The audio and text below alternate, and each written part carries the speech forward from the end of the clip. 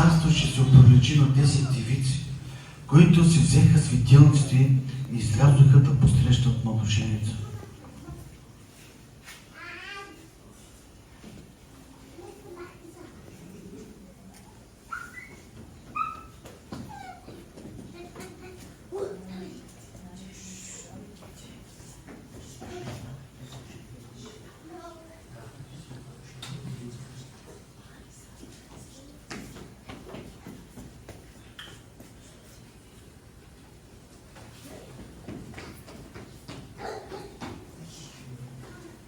А от тях 5 бяха неразумни и 5 разумни, защото неразумните, когато взеха светилниците, не взеха елей със себе си, а разумните заедно с светилниците си взеха елей в съдовете си.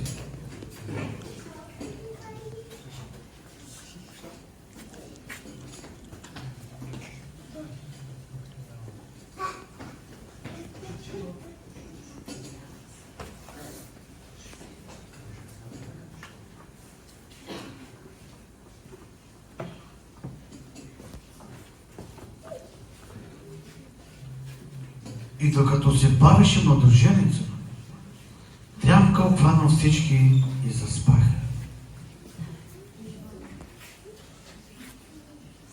А посред нощ се нададе вик: ето младоженецът иде, излезте да го посрещате.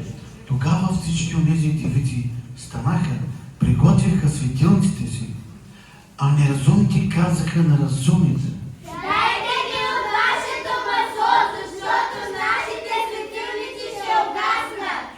а разумните отговориха: да ни видам сини и за нас и за вас, по-добре ще дадете преподавачите и си купете. А когато те отидоха да си купят, младоженецът дойде и готовите влязаха с него на сватбата и вратата се затвори. После дойдоха другите девици и казаха: